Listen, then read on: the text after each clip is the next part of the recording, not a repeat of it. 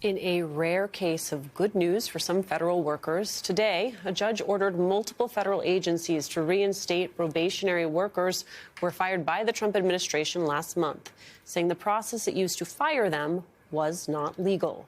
U.S. District Judge William Alsup also had this harsh rebuke for the administration over the mass firing, saying it is sad, a sad day when our government would fire some good employee and say it was based on performance when they know good and well that's a lie.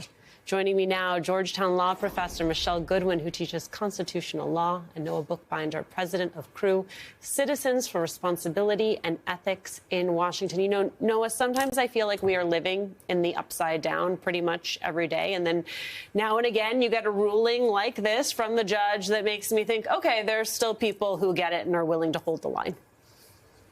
Yeah, actually, when people, whether it's states like your last guest or organizations, are going to court and saying, hey, these things you're doing are not allowed under the law. And that's really true particularly with these cuts under the so-called Department of Government Efficiency, this DOGE entity.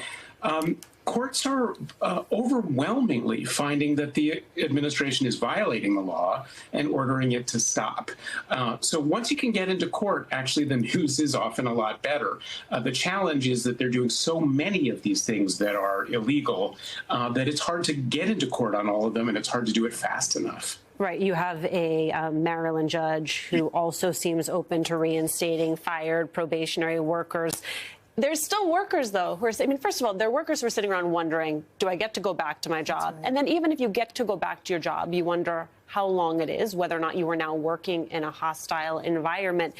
These judges should not have to be handling all these cases. No, they shouldn't have to be handling these cases, and it is devastating for the morale of these employees. And it's important that we remind people over and over again that we've seen unconstitutional actions by this administration, illegal actions by this administration, that simply because the president puts words on paper and signs his name to it does not make it lawful. And that's what we're seeing from these judges. You know, it is telling to me, Noah, I always argue this president, I do think he was elected to shake things up. I think there's a subset of voters who thought this government doesn't work.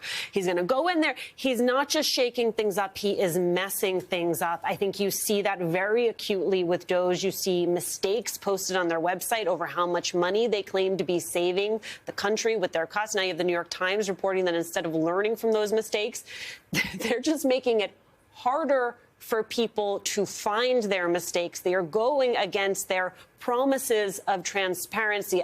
I think that tells you, Noah, everything you need to know.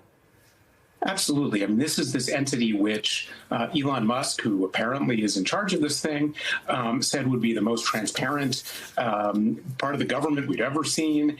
And instead, we don't know what this entity is and what they're doing.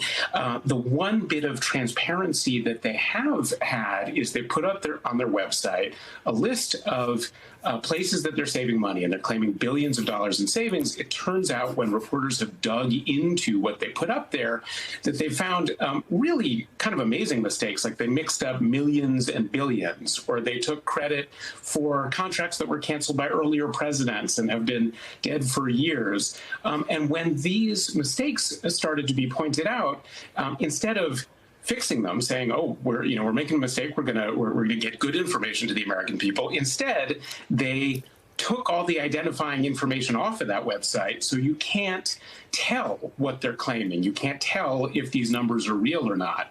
That is, the opposite of transparency, and it really goes to show that they're not looking to be evaluated by whether they're helping the American people. They want to tell their story, have us accept it, and not ask any questions. Michelle, there are those who are rightfully surprised by how brazen they have been by the volume of their attacks and what they've done, you are not surprised at all? No, I'm not.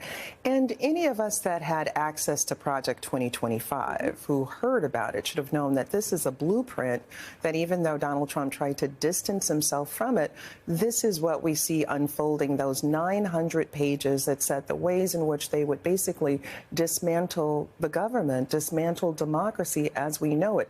That is what we're seeing. And the double talk of, on one hand, caring about free speech and transparency, and on the other hand, literally painting over words like women, woman, gender, directives that say, here are sets of words that federal employees may not use. That's inconsistent with our Constitution and constitutionalism. So this is really a dismantling of democratic principles, which we've talked about for years now. Well,